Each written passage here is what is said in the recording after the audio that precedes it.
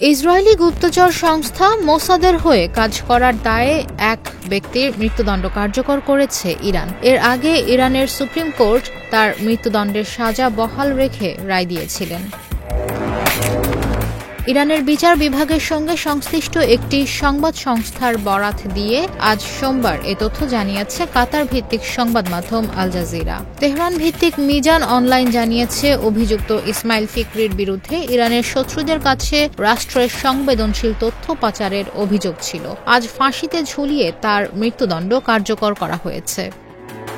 Mizan online আরও জানিয়েছে, ইসমাইল ফিকরির সঙ্গে মোসাদের দুই কর্মকর্তার ঘনিষ্ঠ যোগাযোগ ছিল বলে জানা গেছে। মোসাদের হয়ে গুপ্তচরবৃত্তি করার অভিযোগে 2023 সালের ডিসেম্বরে ইরান কর্তৃপক্ষ তাকে গ্রেপ্তার করে। ইরানের বিচার বিভাগকে উদ্ধৃত করে ইরানের এই সংবাদ মাধ্যম বলছে, ফিকরির মৃত্যুদণ্ড ইসরায়েলের গুপ্তচর নেটওয়ার্কের জন্য একটি বড় গোয়েন্দা ধাক্কা।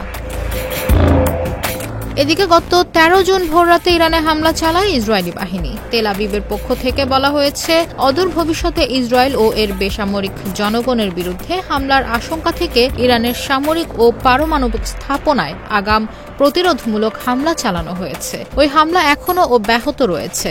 জবাবে ইসরায়েলে পাল্টা হামলা চালাচ্ছে ইরানও। আজ সোমবার চতুর্থ দিনে গড়িয়েছে ইরান ইসরায়েলের সংঘাত। ইসরায়েলের হামলায় ইরানে এখন পর্যন্ত অন্তত 224 জন নিহত হয়েছে, আর ইসরায়েলে ইরানের হামলায় নিহত হয়েছে অন্তত 20 জন।